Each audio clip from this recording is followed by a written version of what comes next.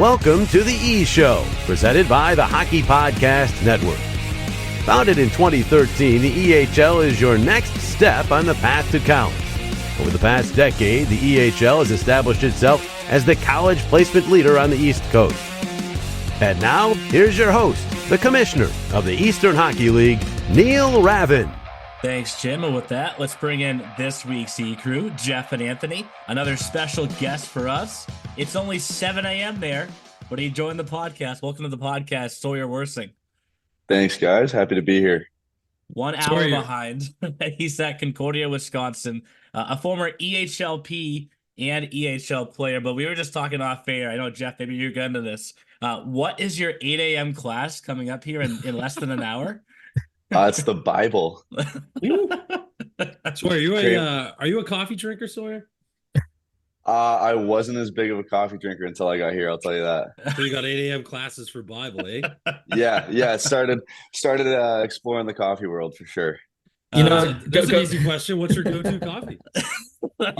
Easy icebreaker for you. If I can get the Dunks, just a nice iced cold brew with some cold foam, we'll do it. But they have some hot coffee choices in the caf that I'll go and get before breakfast. Nice. Speaking like a true New Englander right there, people, from Orlando, Maine. You've got to be so careful with the cafeteria, man. I mean, granted, I did not play Division III hockey, but the freshman 15 was real. So just be careful. That's all. It was. I think I gained like a freshman 10. Oh no! But thankfully we were doing a decent amount of preseason workouts, so it wasn't a bad freshman 10. And for those EHL current players that are listening in and considering Concordia, Wisconsin, now you know there is a Dunkin' in Wisconsin, so we can check that box off. But I think the entire Boston division just kind of perked up. They're like, oh, really? But jumping into the hockey now, obviously Concordia, Wisconsin, member of the NCHA, where we've put some of our players over the years. Not the most popular conference for commitments, though. But this past week, you were named the NCHA Star of the Week. Let's find out first. How did you find out? So I was actually in a Zoom class on Tuesday morning with 3 of my teammates in our dorm room because we got snowed in. Okay. And all got our mics muted because you never know when someone's gonna say something, and all of a sudden they're like, hey, like, congratulations. I'm like, what do you mean? They're like, you got Star of the Week. I was like, awesome. Went on Instagram, saw the post from the school, and gave my parents a text. You had 4 points last weekend to basically double your point total from over the course of the season. What clicked? I think I just started shooting more. Definitely starting to feel more confident in my finishing abilities. And I got paired with a couple guys on the line who we play very similar. We like to get into the corners. We all forecheck hard, enter the zone in our lane and get our job done. And we're just feeding each other. And I was able to find a couple pucks in the slot and just able to bury. So you finally listened to the fans up in the 200s, but yeah. I guess I'll on the power play especially. But I guess I'll segue that. How are the games at the home arena like? It's good. Definitely out here, in Wisconsin and the Minnesota area, hockey's a much more appreciated sport. From the youth level through to the college level. So we get a really good show out for students, and we get the football guys and the lacrosse guys who live across the hall from us, and they come get rowdy. We try and reach out to the community, so we get community members. I coach youth hockey now as my winter job, so we'll get kids from youth teams to come to games and get loud. So it's good. Like, we get a huge train horn that goes whenever we score, so it's a good atmosphere. And actually, Sawyers, you just took the words out of my mouth when you said youth. You guys, the top 7 guys as far as points getters on your team this year, you're all underclassmen.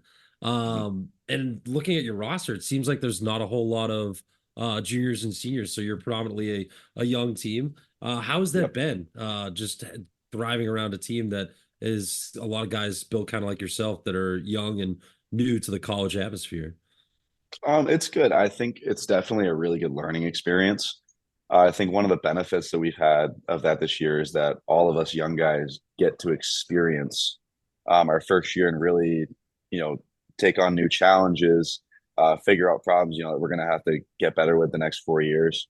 But that being said, like when we came back from our winter break and we went to Oswego for the first weekend, the first thing Coach Masso said when we got in the room was like, okay, yeah, we're all young guys and we were inexperienced the first half, but guess what? Now you got, 10, 12 games under your belt. You're not a rookie anymore. Like you have experience. You got to come back and play experience. And I think that, we started off strong in the second half. And I think that's kind of the motto now is like, yeah, we were young and inexperienced before. Now we got some games under our belt. Let's get to work. Yeah, and speaking of taking the words out of my mouth, Jeff, how about the name out of my mouth? We made it 5 minutes. We just said it finally. Coach Masso, yes. You're back with Jim Masso, who, of course, was the Vermont coach for a number of years. When you were going through the recruitment process back when you were in the EHL last year, what did it mean for you to reunite with Coach Masso? It was awesome. I think that was definitely a huge factor of why I chose this school. When I played for him in Vermont, it was probably one of the funnest years of hockey I had, even going with COVID and everything and all those restrictions, just being on the ice with him and having a guy that's in your corner and you trust, went a long way. And, through the whole recruiting process, he was super transparent, super honest, never felt like he was dragging me on. So when it came down to making a decision and I was able to get there with him, it was like awesome. Like it's going to be a fun time here. Yeah, it's great. It's great. And sorry, you've been through so like you said, as a freshman, being around new stuff. Take us back. I don't mean to bring you to a dark time, but the 2021 season when your Lumberjacks had to relocate to Waterville Valley, kind of a crazy year for you. That was the year you were in the EHL Premier. You were the EHL Premier forward of the year. That's right. I remember that. Just take us back a little bit into that scene, because me and Neil and Anthony were all there, but me and Neil and Brittany were doing the podcast then, and we have some memories about your Lumberjacks teams from them. But kind of just take us back to everything that happened there in 2020. Yeah, that was an interesting year because we played I think 38 games in the regular season, and between September and December we played 9. Yep. So once we made the decision to move to Waterville Valley, it was like, all right, we got 2 months or so to play 30 games. So it was like we were playing, like you'd play Monday, you'd practice lightly Tuesday, you'd play Wednesday, you'd have a day off Thursday, practice Friday, play Saturday, Sunday. It was like, thank God I was still fresh out of high school, because now I don't think I'd be able to make it a week playing 4 or 5 games. Don't you tell me and Neil that you're old now. So, come on now. You're talking to the team old guys over here. Yes. But I think like we made the best out of a bad situation. And all the guys came together, like we were all living in the same place. So it was just fun. Like every day you're hanging out with the guys all day. I remember we all got COVID right before Christmas. I remember that. So we were locked in there and we had this hotel to ourselves, and all the guys who tested positive were there, and we grabbed the football and we had the COVID bowl out on the lawn, and just kind of like we did whatever we could to just enjoy the situation. We ended up playing a lot of hockey, and thankfully both teams went to the Frozen Finals that year, so we made it worth it. Yeah, for sure. And speaking of that adversity, still you got to the finals and then you got injured at the finals and the end of the season. And in a way, Jeff, you mentioned this, he was the forward of the year. It could have been the difference for the Lumberjacks. How did you kind of battle back from that injury and get yourself ready for the following season? Yeah, that was tough. I think that was the first major injury I had. And thankfully, I have a great support staff back home in Maine. And I work with the Southern Maine Healthcare Sports Performance Center, which does all my physical therapy and sports training. So went back to people I trusted and, knew my body, knew how I worked. So once they got me back up and running, it was like, okay, get the confidence back, get ready to go for a next season. And just kind of like that. I think once I got those values from battling back from that injury, when the next one came, it was like, okay, been here before, I know the process. Let's just get back to where I can. Mm-hmm. Mm-hmm. Sort of steering back to I guess the hockey side of things, going from the EHLP and then moving up to the EHL. What were some of the differences and what were some of the biggest challenges to adjusting to that higher level? I think definitely the speed of play. One thing that I struggled with my first year, that was, my big key of improvement to get to the EHL, was my decision making. And one thing that me and Coach Masso talked about in that first meeting we had was, there's good plays and there's great plays. Just because you're not making bad plays doesn't necessarily mean you're doing everything you can correctly. Like a lot of times you'll get your head up and you'll make a good play, whereas by the time you can adjust to start making great plays, that's when you're ready to make the jump, and you get to a higher speed of play and you're seeing the ice with a better view. And Sawyer, question for you. What would you say is one of your best memories from the EHL? Oh, there's a lot. That was so I lived with three guys who I actually grew up with. We played youth hockey together growing up. And we had a pregame ritual before, like the morning before a game. We would hop on the Xbox and we'd hook up 4 controllers and we'd play 2v2 FIFA for like 2 hours. We'd make breakfast. We'd all sit down and we'd play like 2 or 3 games all together, and that was like our pregame routine. Get the hand-eye coordination going. Who are those teammates? It was Curtis Morin, Nolan Matthews, and Cam Budway. Yeah. We all grew up playing for my dad in youth hockey, and didn't play together in high school, but we were all super good friends growing up. And so it was like, you're just living with your buddies. You still keep in touch with all those guys? Yeah. Try and give them calls when I can, and they're all still back home, but it's nice to catch up with them when I go home and hop out for men's league and skate with them. So it's good. Oh, you're eligible for men's league at your age? Oh yeah. No. What's funny, Jeff and Anthony, 2 of those guys you just mentioned are Scarborough kids, right? So what's the better high school hockey program there, people. Sawyer? Scarborough or TA for you? See, here's the thing, is now I'm biased because my dad's the head coach for Scarborough now. Ooh. So my alma mater's TA, so I always gotta push my love to them, but I definitely have become more of a Scarborough fan over the last couple of years. Neil's smiling wide to wide for those that don't know. Neil, where are you from? Tell us I'm from Scarborough. So now we'll continue with the trick tough questions, because you're also an avid surfer, right? Yep. So where is the best beach in Maine to surf? Oh, I know exactly why you asked this, because I usually go to Higgins Beach in Scarborough. We can keep going with this interview right now. Sawyer just got kind of blurry. Deal. Did you just kind of? Let's start cutting out here. Yeah, Higgins is definitely my favorite spot to go. That's where my parents live. For those that don't know. Okay. Yeah. And it has some insane waves, like insane waves. So. Probably can't do much surfing at Old Orchard Beach, I would assume. No. You can when it's big. It's the only if you get like a storm swell, right by the pier is actually pretty good. But if it's just an average day, you don't. It's not worth it. Nope. So let me switch gears back to where you are in Wisconsin, though. Now that we had a great Maine moment, one thing that Coach Masso told me about when he first got out there is that once people come see the campus, it changes everything. So Anthony and Jeff, I don't think you've seen this before, but I'm going to share my screen now. This is the campus.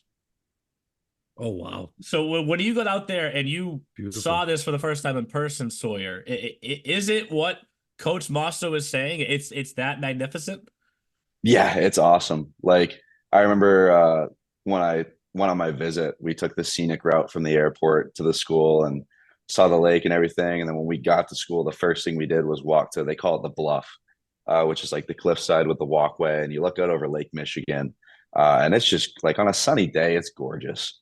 And the first couple of weeks we were here, it was wicked hot. It was like 85, 95 degrees, and we have a little private beach down there. So we'd go chill at the beach. We have one of those sauce kit games, which is like the cornhole, the hockey cornhole version. Oh, and yep. So we'd take that down to the beach and play.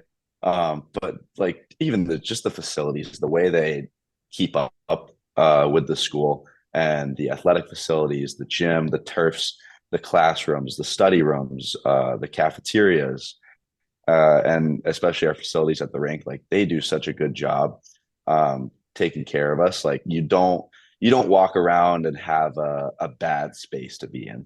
Yeah. And actually, so you're a lefty. You play baseball at all? That looks like a nice down the right field line. I know. Get a splash shot. I am so for an intramural softball league. That would make my spring semester. They have a semi-pro team that plays out of the stadium in the summers. So they get it. Yeah. So it's a semi-professional sized. No, I wish. Did you play baseball growing up? I played Little League for like a year, and then I told my dad I wanted to hit people, so he put me in lacrosse.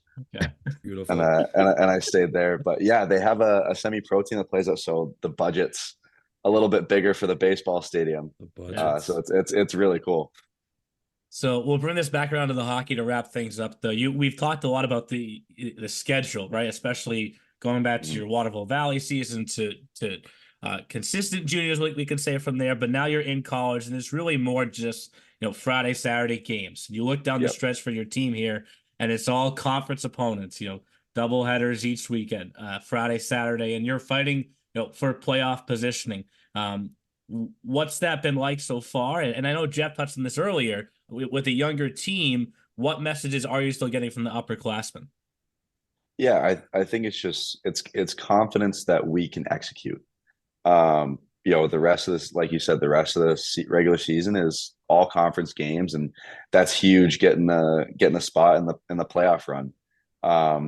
And I think like Coach Masso said, we're a young team, but we have experience now, and we've won games. We've beat good teams, so it's playing 60 minutes. Like we gotta play within 95% of our capability every night, and as long as we do, we're not going to win every game. It just doesn't happen. Yeah. But if we can execute the way we need to execute, then it's minor tweaking to win games in the future. For sure. Well, we appreciate you coming on the podcast bright and early. Only 7 a.m. there, and I know you have the Bible coming up soon too, so we don't want you to be late for that class. But keep up the good work. We'd love to see another NCHA Star of the Week coming your way if we could. Yeah, thanks guys. I appreciate it. Thanks, Sawyer. Good to talk to you, buddy. Best of luck this season. Guys. We'll jump now to Around the E-Show. Let's take a look at what's going on around the E-Show. Around the E-Show is presented by BioSteel, the sports drink of the EHL. Use the promo code EHLB1. That's EHLB1 for 25% off when you check out at biosteel.com. Thanks again to Sawyer Wirsing, and I'm very glad he got that one question correct. Were you gonna cut his mic if he did it? No. Ooh, Sawyer just left us. I knew he would get it because, like, if you guys get the chance to come see Higgins, like, when there aren't storms, they have pretty big waves. But then when like he's saying there's like a storm cell that comes through, even like OOB, but like at Higgins, it's like in this like kind of like separate cove. Like the waves are huge. Is that the beach you and Vicky take Nash to? Oh yeah. Okay. Yeah, I see you guys walking over there all the time. So I knew he'd get it right. And Bible classes, that gives me flashbacks to Seton Hall. Yeah, I mean, he's a Lutheran boy. When I first texted him and said, "Hey, we record at 8 a.m.," he's like, "No problem. I have an 8 a.m. class." And obviously they're an hour behind. I was like, "This is perfect." I mean, right. I didn't think to ask him what class that would be, but actually, I will take the time to say this because I'm not a high level hockey player like a lot of these EHL players are, but I was a college student, And for Sawyer and for all the other kids who are going into college after they finish juniors, try to avoid as many 8 a.m. classes as possible. If you're a freshman, you might have to take some 8 a.m. classes. But if you have that opportunity to, go for a 4-day schedule, Monday through Thursday, not have to worry about any 8 a.m. classes, go for it. You will thank me later. Yes. There you go, EHL and EHLPers. There's your college advice from Anthony Paulo. So 8 a.m.s, get Fridays off. But he really is the perfect example of defining how to work through adversity. I mean, team relocates, season-ending injury at the finals, moves up to the EHL. Didn't even get into this. His first EHL game, guys, do you know this? He got kicked out. I think I do. I actually remember that, and I was like, let's not ask him. I do remember a suspension, I believe, for Big Sawyer. And then comes back a second year. Oh, Neil, you know why I know? Because I picked him in fantasy that week. Yes, I think you did. You're like, Jeff, so you're going to have to change your forward. I was like, what? You're like, Sawyer just got suspended. And I was like, son of a... Because it was like right off his forward, EHLP Forward of the Year nominee. And I was like, but it's just you battle through it and you come back the next season, have a better year in the EHL. You commit, you double your point total in one weekend against Lake Forest College, future podcast guest, Colin Bella, right? Yeah. So like it's just it's a great example of how our league puts players in positions to succeed, and it doesn't matter. We'll get to Colin Bella at a future episode, right? Most goals in EHL history, like the points. We have to do a brother duo episode. We could figure that out, right? But like, what my point is like Bella had all these points when he was here, right? And he's produced at Lake Forest too. But he scored more than Sawyer did when he was in the EHL. But once you get to college, these players are in positions where they can succeed right away. He's got 8 points already as a freshman. They're not riding the pie getting splinters in the you-know-what. So he had 13 in his junior season. We play more games in juniors than they do in college. Yep, think making about a difference right away. Right? Yeah. So it's huge. But to the EHL now, as we're in Around the East show, I had to kind of pinch myself the other day, guys, because it's not that they're having like the most surprising season ever, but do you know who has the second highest point total of all teams in the league right now? Apple Core. I knew that they were up there. I didn't realize they were second in the league. Now it's Railers and then them. And we've had plenty of conversations about which division is the best and whatnot. And obviously there are some teams that have had the chance to beat up on others, but they're beating everybody right now. Mm-hmm. And you just said it, Jeff, 9-game bender right now. I mean, are we still just on this crash course though for Railers Apple Core? It feels like we are. I think so. I mean, they just put up a touchdown and a field goal, as we keep talking about other sports with some of these scores this year.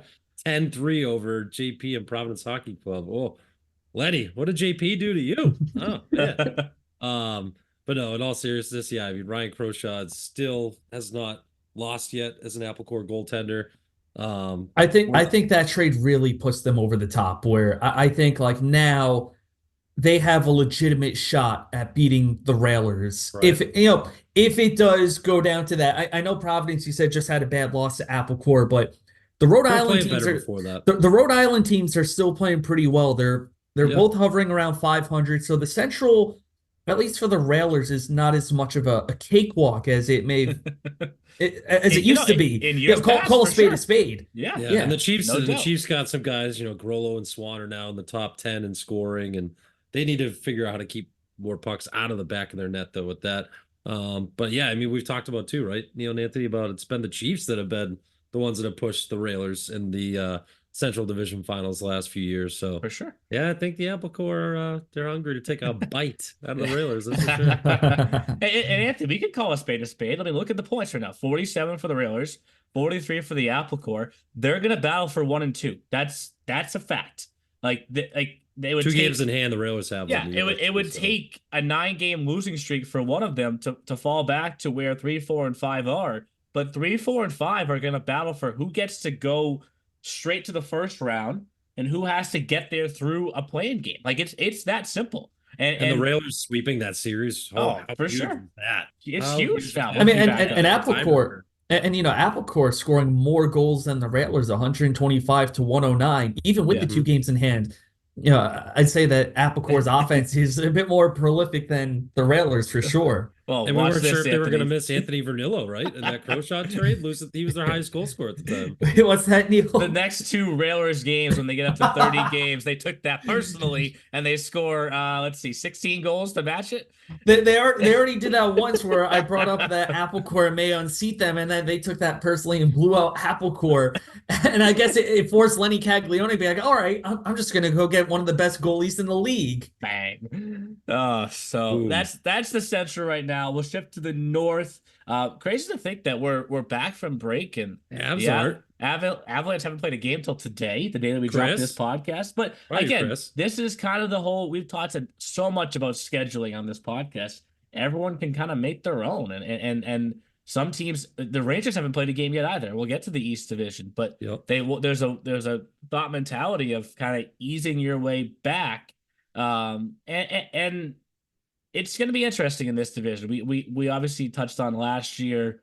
It was the top division, no doubt about it. But right now, it's the Avalanche out in front, 4-point lead over the Wolves, who, if the playoffs started today, for the third straight year, they'd face the Spartans in the first round. And this past weekend, Vermont and Valley split a 2-game series up in Vermont. And we've touched on this. Valley still owns games in hand, and one of those teams won't make the playoffs. Like that's the new thing this year that we have to remember. The last place team is not going to make the playoffs. So what do you guys think is the key outside of the Avalanche for the other 4 teams down the stretch? I mean, I think it's simple. You got to get more wins than the Avalanche. And unfortunately, looking at the Wolves and Spartans schedule since coming back, Spartans went 1-1 and the Wolves went 1-2. So, I mean, that was your chance kind of right there, right? Was you got back early before the Avs. For the Wolves, you had 3 games before the Avalanche even played. You dropped 2 out of 3. That's not great. And Spartans have been a strange team too, right? I mean, they've been kind of just back and forth with wins, losses. So I don't know. I mean, you got to kind of go back to the well and kind of go back to what's worked for you at times this year. Wolves, we talked about Cam Reardon at nauseum. Jonathan Groth, now number 2 behind his old teammate David Basin for the points lead in the EHL. So you got to kind of rely on your big horses, I guess, to kind of get you out of the thick of it and get some more W's. For sure. We'll keep things rolling over to the East Division now, where I think this is going to get, it's already been fun, but it's going to get real fun down the stretch here, because it's almost like it's a 3-horse race. And as I say that, here's Cody and Neil quietly creeping up Canton Sportsplex on the Terrier. So it's like, I don't want to discredit the Seahawks or Bandits, who could find their way into that play-in game. I think it's pretty safe to say that they're going to be, whoever one of those teams is traveling on the road for that play-in game, right? And is going to potentially, they could, it's a 1 game, remember? They could knock off whoever that 4 is, but 1 through 4, those teams are damn good, man. Those teams are damn good. Yeah, absolutely. The Terriers, we've talked about them too, right, Neil? It's as far as a team that maybe just doesn't get enough respect at times because of how good the division is. It's kind of like the Express of the EHL Premier this year, right? Because the Rangers and Railers are such wagons, you don't really Great comparison. You don't really get to talk about how good the Terriers are because of the Wizards and Rangers and Express above them. But heck of a first few games back for the Terriers. They have 9 games this month. They've already played 4 times. So they're looking at the Avalanche like, hey, you guys haven't played yet? We're already 4 games in. They beat the Express 4-1 right off the get. Lost to the Wizards 5-1. Then you beat the Bandits 6-3, a team you should beat. And then you beat the Wolves 4-2 up at a tough place to play in Merrill Fay Arena. So, look out for the Terriers. Well, and then the Express dropped 5. They won 5-3 on Providence, and then beat the Wizards 9-4. What was that score yesterday? 9-4, 13 goals. The Express maybe it kind of woke them up a little bit, right? Like Coach Coda been a little may have heard about some bag skating that happened. Gotta wake the boys up a little bit. That's always good. It's good for the brand. Yeah. Happens plenty.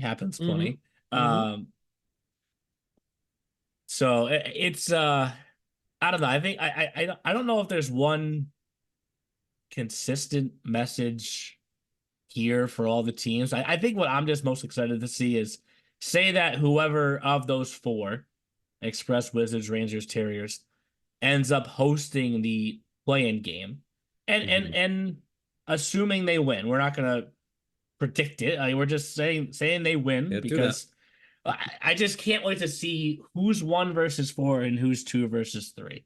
Oh yeah, because if you're in that division, I'm sure we're gonna hear this that those 1, 4, 2, 3 matchups are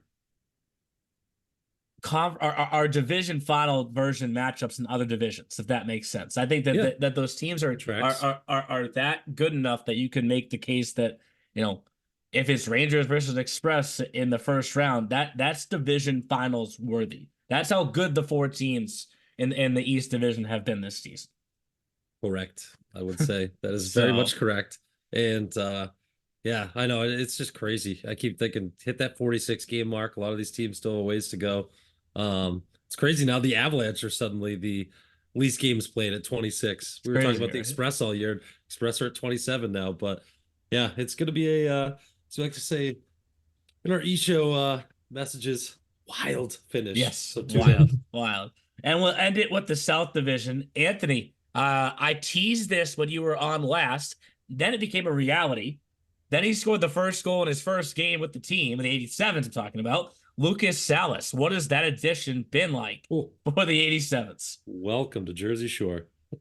Certainly much needed depth on the blue line, I think, for both teams, EHL and EHLP. And I know we're talking about the EHL now, but you know, Alec Osher, same thing, coming back for the P team. But no, Salas has been really good. He had an unfortunate turnover that led to the overtime penalty shot goal for the Little Flyers. But I think he's been adjusting to the systems, and they just had a dominant effort against the New Jersey Bears, you know, offensively and defensively. So I think he really, you know, rounds out that lineup. And plus this other new person, Yuval Turner. Yes. Player who's Canadian and Israeli, has played in Israel and Sweden. He came over from Sweden and is now playing for the 87s. He scored in his debut against the Bears. Who was he playing with prior to that? Where did Adam find him? A club in Sweden. He said, I got a new player, hasn't played juniors. I was like, okay. So, wait, let's see, because I have his page up. Christian Stads. So yes, Christian Stads. Yes, I have their jersey in my closet. Hold on, let me go get it out. I want to keep talking about New Jersey teams for a second though, because we touched on the 87s. Let's start working our way south. How do the Bears snap this? Because I don't know. Like it's only been one game. It's only been one game back though. You know, since the break. But prior to the break, it was a winless December, and now what was a huge lead is down to 4 points. Later. 2 regulation wins, and you're tied with the New Jersey Bears. They played equal amount of games too. Yep. I don't know. I mean, guys, they need to snap this streak at 7, because if they make it an 8-game losing streak, they're gonna go on a 14-game heater and they're gonna win the whole thing. Oh, like the just like the 87s did. So they got to snap it now. So maybe that's a plan. Coach Kilcoyne's like, wait a minute, I seen a Jersey team do this before. This is what we're gonna do. We're gonna go on a massive losing streak. Then we're gonna go on a massive bender. Yeah, we're gonna win it all. All right, boys, let's go. It's amazing. I don't think so. So I don't know. How do they? I mean, that's why we don't get paid the big bucks to be behind the bench as far as breaking the streak. But your next game is against New York Apple Core, New Jersey Bears. So enjoy that one. My God, opposite. And then Team Maryland for 2, then the Little Flyers, then PA Huntsman, and then the 87s. Yeah. For the Bears, it just seems like their offense is run dry a little bit. So if they can just get a game where they can get at least, you know, 3 goals. I mean, who knows? Maybe the next game, even if they face Apple Core, maybe they just put like a 6th spot on Croshaw or something. I don't know.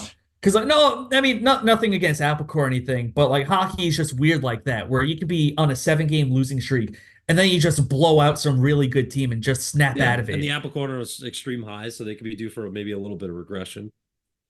I don't know if I put my money on Croshaw giving up 6 goals, but that would be a little crazy. And then, Jeff, you know I love my symmetry. The next 4 teams are like, this is perfect timing. We all have 13 wins right in time for the podcast. Hey, 13 and 14, 13, 14. Oh. How nice of them to do that just for you. And I think what's funny about those 4 teams, Anthony, is they've each had their moment, right? Like right now, if the playoffs started today, I think PHC, Philly Hockey Club, is the scariest of those 4, right? The Huntsmen came out the fastest of those 4. Maryland had a stretch in the season where they were potentially the best team in the division. And the Little Flyers would be out right now? Right? And the Little Flyers, the rest of those guys? And the Little Flyers have had their stretch, and they're always the team that probably gets the hottest down the stretch, right? And Constable, he could be the first defenseman MVP we ever had in this league. That's a bold statement right now, but it could happen, right? Trending.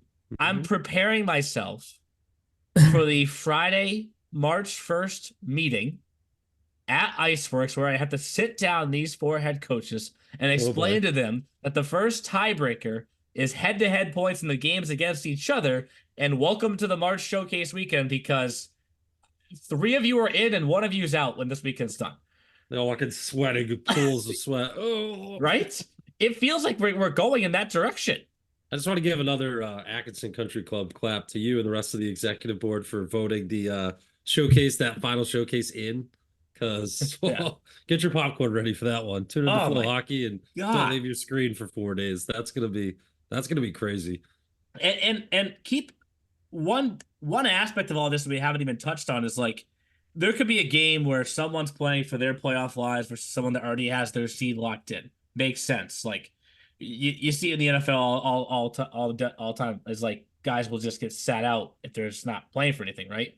We're constantly playing for something, because if you make it to the finals, your seeding is based off what you did in the regular season, right? 4 days off. Like and we'll get to that in a second, Jeff. Don't you worry. Don't you worry. But what I'm saying is when you get to the finals, 1, 4, 2, 3, all 4 teams are good. Don't get me wrong, all 4 teams are good, but there could be a scenario where you match up better with one team than the other, and it comes down to like 2 points against someone in a game that meant nothing really for you, but something for them. I think our teams are going to play it out throughout the rest of the entire regular season. All teams. For that one reason. There's no Tony Dungy's in here. It's going to sit Peyton Manning when your perfect season's on the line. I don't see that. I agree. I don't think anyone is going to be taking any seats in the stands. Nope, not happening. Not in this hashtag 3-letter league. No, sir. Nope. We'll get to the EHLP, which has been kind of a little bit of a slower start back from the holiday break. Yeah, 6 games. Huh? Yeah, a fraction of the games, but they're easy. The young boys, they need to slow back in. Yeah, I mean, just ask Sawyer, right? Yeah, 8 classes, tough. I love when you were getting at when he was talking about all the games they had to play in a row. How he doesn't think that he could do that now. It's only been 2 years, Sawyer. So let's right. I'm sure he could. I think he's 21 when I saw his EP page. So yeah, come on, pal. So, but yes, young bones there. Only 6 games so far. But I do want to touch on the comeback victory first for Adirondack versus the Avalanche last night. Not many 7 p.m. Wednesday night games in the EHLP up in Adirondack, but this team for me with the Thunder just continues to impress me. They're at 39 points now, which is tied with the Huntsmen. And remember, Mikey Basile picked them as the at-large, I want to say. So Adirondack? Yes, I think he did pick them as the at-large. So Mikey. The point total has to keep increasing the way that it is down the stretch. But excited to see, where that division faces off.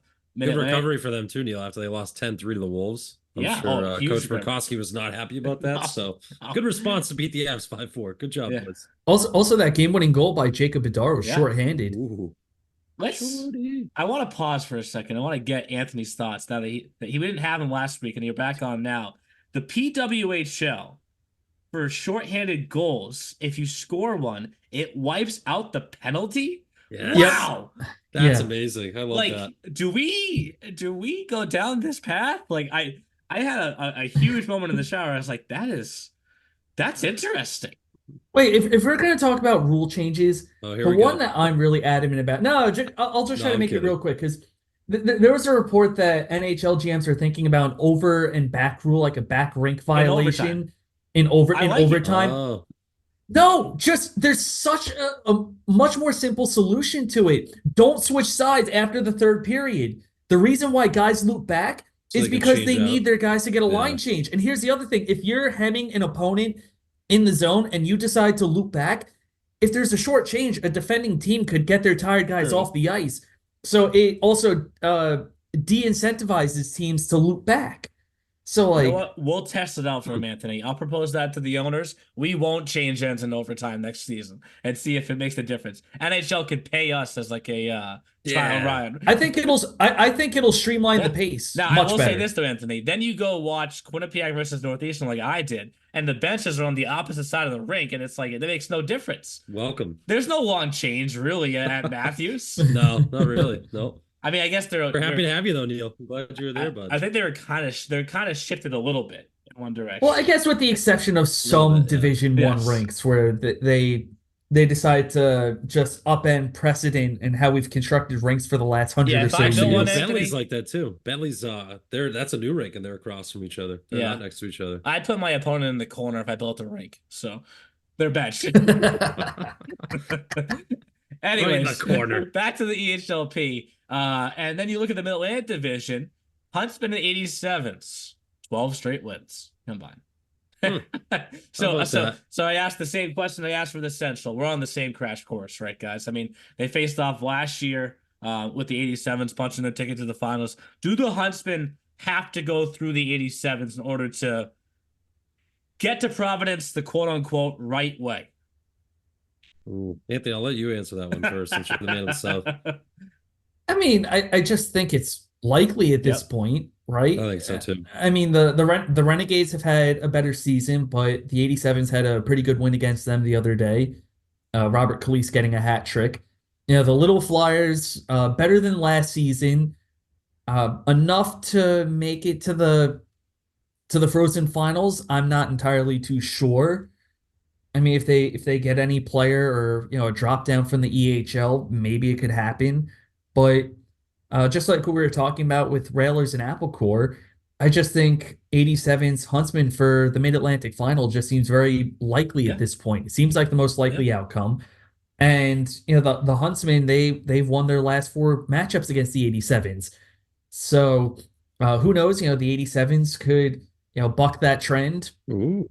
Or maybe the Huntsmen in their second year of existence, they make it to the Frozen Finals. Buck Who that knows? trend. I like that, Anthony. Look at that. Using the antlers of the Huntsman to buck them. Yes. Yeah, yeah. Family show. Anyways, the Boston Division, which we've touched on so many times throughout this season, your 4th place team has 15 wins. It's just crazy to think about, right? And we'll be curious to see who faces off in that division for the division finals between Railers, Rangers, Express, Warriors, and Seahawks right there too. So a great division in that. But Jeff, you kind of just teased this for a second ago. Let's jump to the E-Show Fantasy Challenge now, because inside the E-Show Fantasy Challenge, we always talk about something that's not EHL related. And there was some great news this morning. Mm-hmm. Sad news, but great news. Soapbox time. Now it's time for the E-Show Fantasy Challenge. Follow along on the EHL app, available now for free on both Apple iOS and Android. So typically at this time, we touch on the Yahoo Fantasy Hockey League, and I'm facing Jim McCabe this week. So I want to recap that more next week, because for now, I woke up to breaking news for us, Jeff. Mm-hmm. I love how they announced it as Belichick and the Patriots parting ways. Just say he got fired. Why is everyone so scared to say it? Just say he got Rip fired. the Band-Aid off. Rip it. And don't get me wrong, I wanted it to happen even despite the 24 years of greatness and whatnot. It's been a great 2 decades. We grew up at the perfect time as Patriots fans. But Jesus Christ, it's just literally. He's there 24 years. I'm 34. I've had him since I was 10. You're 32. You've had him since you were 8. I mean, it's all our lives. It's all we know is Bill Belichick. Bill Parcells for a quick minute. Pete Carroll for a quick minute. Those were the first two coaches when I was a little kid. Oh, How about my that? God. Pete Carroll goes away too. And Nick No. Saban. And Jeff, you love your family. I love my family. I say that because my aunt texted me, with Belichick gone, do you think Brady will become the head coach? Oh God. She knows how You're much so she knows above that. she knows how much I love Brady, but it's like it's not quite how it works. Like Auntie, we love you. But... yes, it's no is the answer, and hopefully no is the answer for this color commentary thing that he's potentially doing. Also, I don't know. Fox? With Fox, is he finally gonna do that? They say that he's starting next season, but honestly, like Greg Olson's been good, man. I like Greg Olson. Like, I don't know, like if I'm Brady, I'm like, dude, I can't even match that. You keep doing what you're doing. I have enough money, but that's easy for me to say. I can't turn down. Do you see like the pay difference to it? Yeah, I think they're gonna pay Brady like 25, 30 mil a year. They're paying Olson like $5 million a year. Yeah, 350 total. So I can't be the one to tell him to turn that down. Sorry, Dad. Dad, can I get like a small cut, just like a mil too? That's it. That's all I want. Please. Sheesh. I just love the text. Will Brady be the head coach? No. He won't even become a general manager. People are like, oh, general manager. No, that's below him too. He wants to own. He is almost a billionaire. Like I think he wants to be more in like politics eventually too. Like, well, isn't he about to become part owner of the Raiders? I think that's he is a minority. He is a minority. He already is. The Raiders. Yeah. Yeah. So there you go. You can't be part of the Patriots too if you own the Raiders. So yeah, but I just remember he always had like a sweet spot for politics too. I don't know. Yeah. But anyways, Bill, we'll miss you, Bill. I love you. Thank you for all the good times. Yeah, it's been rough since COVID. Thanks for everything. Good luck in Atlanta, dude. Good luck in Atlanta, man. That's all I have to say. Atlanta. Ooh. That's where he's going. That's where he's going. Think so? Yeah. Oh yeah. Yeah. Have fun with Johnny Smith again. You know what? I'm sure it's his next landing spot is a future bet on DraftKings Sportsbook right now. So if you want to become a brand new customer and go do that, you can go do that right now. But there's also some playoff NFL action coming up, Jeff, and of course hockey action as well through DraftKings. Yes, there is, Neil. So the NFL playoff picture is locked in, and the go-to place for wildcard round action is DraftKings Sportsbook, an official sports betting partner of the NFL, to kick off the road to the Super Bowl 57. Wow, Super Bowl 57 already. We are getting old. New customers can bet just $5 to get 200 in free bets instantly. Plus, all new and existing customers can get a no-sweat bet each day of the wildcard round this weekend. So how do you do that? You just place any NFL bet of your choice, and if it loses, you'll get a free bet back up to $10.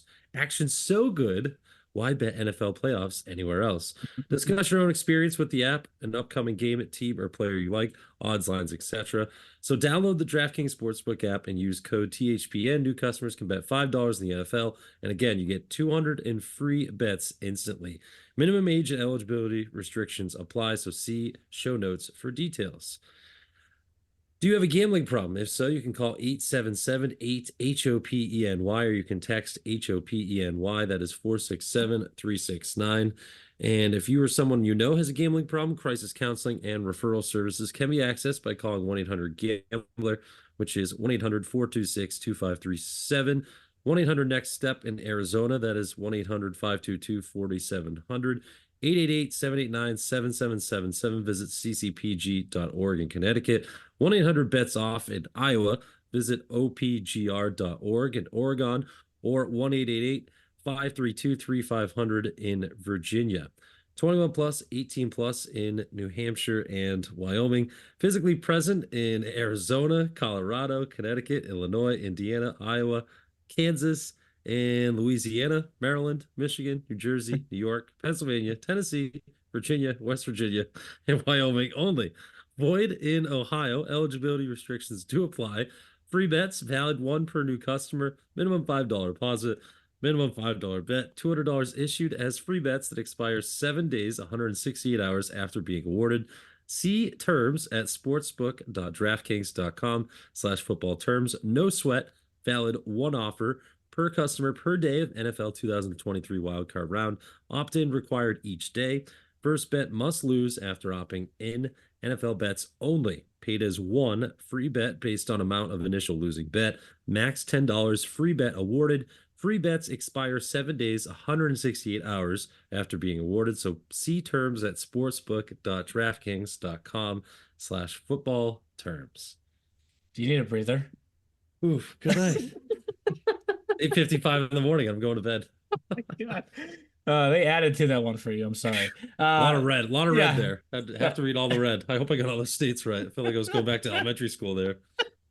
I should have named the capitals as you were naming the states there. Holy smokes. But to the E-Show Fantasy Challenge, I haven't got to yesterday's games yet, everyone, okay? I'm trying to keep up. It's not the easiest thing to do all the stats. That's why it says as of 1-9, not as of 1-10. But look who's in second place, guys. Justin. That is for those who cannot look at the score because this is a podcast. It is Justin Squitieri in second place. Fourth place, Anthony. Our faithful executive producer. Oh, Chris Russo. Yeah. Chris Russo. Guy. I like him. Joey A, I believe, is Joey Alla from the Wizards. And then New York Apple Course play-by-play announcer Tim Moore up in third place. Interesting that too. I thought he was going to go all Apple Core. Well, that's a good point, Jeff. I think people are now picking more with their head and not their heart. Justin Horatio, the social media guy for New York Apple Core, Unger, Croshaw, Fitzgerald from Adirondack. So he goes different too on D. Yeah. Yes, Unger and Golisano both popped off for you and Justin and everybody else that had them in the first game of that Providence series. Yeah, but not the second those were good game. Sleeper picks. No. Luke putting the goal in Golisano. Yeah, another huge pickup. And Croshaw didn't play either game because he's been sick, so he'll be back soon. But they played Jake Anderson in both of those games against Providence. So another 55 entries this month. Anthony, hopefully I find some more points for us soon. Neil at 41, Anthony at 45. Come on, boys, we got to move you up there. I actually, I might have to pick a new D. Is Van Antwerp still hurt? He's gonna be out for probably most of January. So for those that do have Andrew Van Antwerp, he will be back this season, but he out the rest of this month probably out the rest of this month. Right. So it'll wipe out the 2 that you have for him so far. All right. And you start back at 0, but probably the right decision. Yeah, I'd say so. Hold on without points there. And for those that have punched their ticket so far with me, which would be Marc-Andre Dumont and Joey LaChase, Howard Beach. The round of champions will be a bracket challenge. So instead of keeping with fantasy and putting us in positions where we're trying to figure out who's going to eliminate who, and then you potentially lose players who get knocked out of the playoffs and whatnot, we're going to pick brackets. I don't know quite yet the point structure. You know, if you pick the right first round winner, how many points that is. Well, maybe it's 3 points or whatever it is, but whoever ends up with the best bracket after the second round of the playoffs will win the round of champions. So as you watch down the stretch and you get prepared for the playoffs and you see these division races unfolding, try and get a sense of who you think is going to win each round in each division. So, and for those that are yet to punch their ticket, which there's 2 more tickets up for grabs this January month that we're in, and then next month, there'll be 5 of us that will be putting our brackets up against each other. So excellent. So new addition there. Yeah, I've been trying to figure out what I wanted to do for the round of champions for a while. So I finally. I hope me and Anthony are with you. We'll see. That would be awesome. That would be awesome. Got some work to do. We still got some work to do. This is hard. This is definitely the hardest of all it's definitely hard challenges we've done. But let's jump now to what to watch for. And now here's what to watch for in the EHL and the EHLP. What to Watch For is presented by Flow Hockey, the official streaming platform for your EHL and EHLP action throughout the 2023-2024 season. By the time we get to next week's podcast, everyone will have played their first game of 2024. So enough of these extended breaks, if you will. But I do understand why some teams did it to kind of ease themselves back into things. Your But last like real break before the like craziness too. So yeah, kind of get a little extra rest before you for fly sure. to the finish. For sure. So my EHL game to watch in this next upcoming week was actually mentioned earlier. Applecore versus Bears. Yes, Damn I you, that was know. mine. Well, I know that the Bears have lost 7 straight games, but they have beat Applecore twice. I believe both were 1-goal games. So maybe Lenny's kind of licking his chops a little bit that he's getting New Jersey at the perfect time. Maybe it's the wrong time though. Who knows? Yeah, I'm gonna go with that one. Sorry to steal that one from you, Jeff. that's all right. I got a backup. Okay. And then for EHLP, I'm probably gonna go with the obvious one, which is next Wednesday, the 17th. Rangers versus Railers. It's Okay. just obvious. Just obvious. Let's see if this is an obvious matchup. I feel like it might be, maybe not. How about Tuesday, January 16th? We got a game at the old Ice Den, home of the New Hampshire Avalanche and the Southern New Hampshire University Penmen. You get a little Avs Wizards. They've taken a split so far. Wizards won 3-1 back on September 21st. Avs won 6-2 on the 12th. I believe that was a Newington Showcase game, if I remember correctly. But both teams that are jockeying for first place in their divisions. Avs trying to stay in first place. Wizards trying to break the tie with the Express and get a little farther away from the Rangers. So all those important kind of litmus test games like that here down the stretch are very, very important. I was going to go with 87's Renegades. That looks like it is not a Jersey Shore, so you will not be able to listen to Anthony and Chris's smooth dulcet tones. But I mean, 87's got to keep piling up those wins to keep getting closer to the Huntsmen. Renegades have to keep getting closer towards the 87's as they're still 7 points behind them for second. So I'll do that as my premier game of the week. Anthony, wrap us up. Am I just gonna have to look at South Division games? Am I the South guy?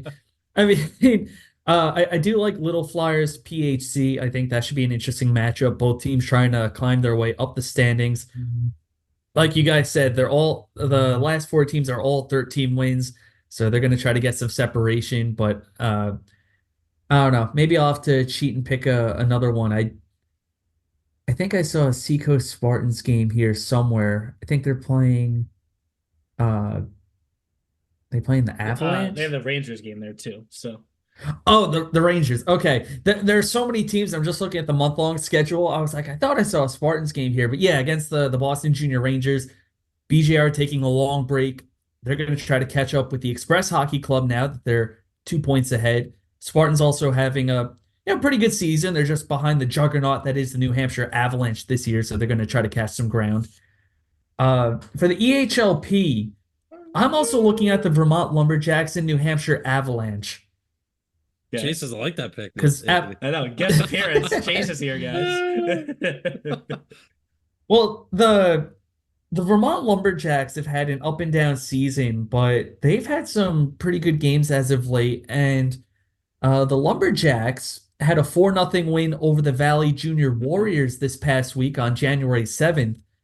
So if the Lumberjacks can keep that going, starting off the new year right, then I think they're going to be a team to watch out for. For sure. Love it. For sure. So, yeah, Chase came down to tell you guys that yesterday I put him in goal behind me here. Here you go, guys. You can see it. Oh. He was sitting right in front of the goal, and he was making some saves yesterday. So, oh no, you don't want to be a Future goalie? dad? I don't know if I want to be a goalie dad, but I've heard nobody wants to be a goalie dad. well, I needed some shooting practice, right? So, ask Coach DiCaprio how it is. I think Yes. His little daughter's still playing goalie for the Wizards. for the Wizards, yes. I And always actually, found- didn't I see Coach DiCaprio wearing a Wizards jacket on the bench recently? And Yeah, I saw a he's- good comment on your Facebook. yeah, Wizards Wizards logo, the throw up emoji. Wizards logo looks good on him. So, Love that, Rich. Too funny. But thank you again to Sawyer Wirsing for coming on the podcast this week. Bosher last week, Wirsing this week. Guys, next alumni that comes on, they have set a huge bar. They've been great so far. So we're going to keep this thing rolling. Maybe we'll shift east since we've crossed off Wisconsin so far. Hey, plenty of cheese curds after that. In the first two interviews of 2024. But as always, for those fans at home that are listening, if you can't make it out to any games this upcoming week, there's plenty of them. But you can watch every game on Flow Hockey. We'll talk to you guys next week. See you next week, gents. Thanks for listening to The E Show, presented by the Hockey Podcast Network. Learn more about us at easternhockeyleague.org and follow us on all of your favorite social media platforms. Also, be sure to subscribe and get notified when our next podcast episode is released.